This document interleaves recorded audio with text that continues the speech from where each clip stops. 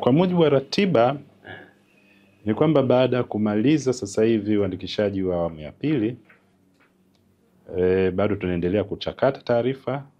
Tukimaliza hizi watu wenye malalamiko, then kuna wale ambao wanahamisha taarifa.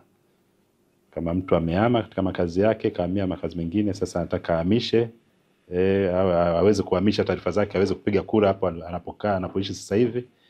Watu wanaendelea kuleta maombi kwa ajili ya kuhamisha taarifa zao, lakini vile vile tunapokea taarifa za watu ambao wamekosa sifa. Mfano watu ambao wamefariki, kwa sababu kisheria watu waliokosa sifa ni aina tatu: mtu aliyofariki, mtu ambaye uraia wake umekoma, yani si raia tena wa Tanzania, lakini na mtu ambaye ana kifungo cha chuo cha mafunzo, yani jela.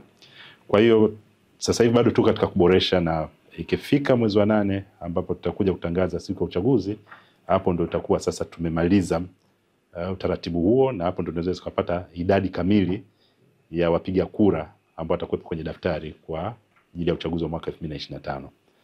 Lakini vile vile tunaendelea na vikao vya wadau ambavyo kutokana na matayarisho ambayo yanakuwepo, likiwemo moja hapo ambao tunaweza tukawa na vikao karibuni tukishakamilisha kanuni za uchaguzi na kanuni za maadili. Lazima tuwashirikishe vile vile wadau kwa ajili ya kupata maoni yao. Lingine ambalo tunaendelea nao ni elimu ya mpiga kura. Ni swala ambalo linaendelea, lakini tunapopata fursa, maana wajumbe wa tume karibu wote ni wapya.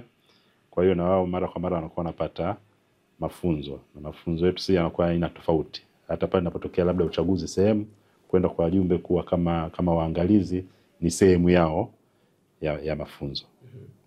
Na lingine kubwa ambalo nilikuwa labda ambayo katika matayarisho ni utayarishaji wa bajeti, ambayo tayari ya masuala yashapita baadhi ya wakilishi. Nasubiri tu bajeti kuu ya serikali ikipita, then kwa mwaka ujao wa fedha masuala mengine yote yatakwenda kama ambavyo yamepangwa katika mpango kazi wetu.